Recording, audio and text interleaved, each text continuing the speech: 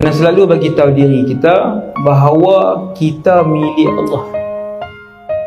Yang menciptakan kita Allah, yang bagi makan kita Allah, yang bagi tenaga ke kita Allah, yang bagi sihat kita Allah, yang bagi duit kepada kita Allah.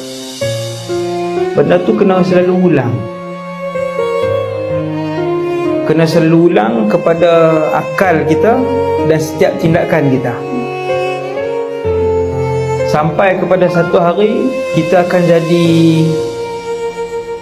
satu orang yang kita tak mengharapkan benda dunia apa yang kita buat.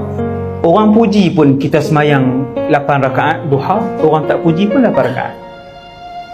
Orang bagi duit pun kita suka, orang tak bagi duit pun kita suka. Biasa. Sampai tahap tu, satu hari nanti bila kita selalu bagi tahu diri kita kepada diri kita sendiri, kita sendiri beritahu kat diri kita sendiri, kamu milik Allah, kamu buat itu untuk Allah, kamu buat itu kerana Allah, bukan kerana makhluk.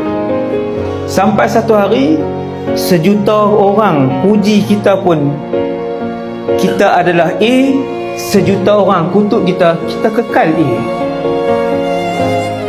Tak ada apa, biasa aja. Kutuklah 1,000,000 orang, pujilah 1,000,000 orang, macam tu je. Alhamdulillah. Sebab ketika itu kita untuk Allah. Lamalah hidup kita ni, kita duk ajak diri kita untuk Allah, jalan kerana Allah, makan kacang kerana Allah, kita pegang handle kereta kerana Allah, kita buh butang baju kerana Allah, kita tebu air kerana Allah. Macam tu. Bila ajak selalu, satu hari nanti kita akan rasa keadaannya. Wallahu a'lam.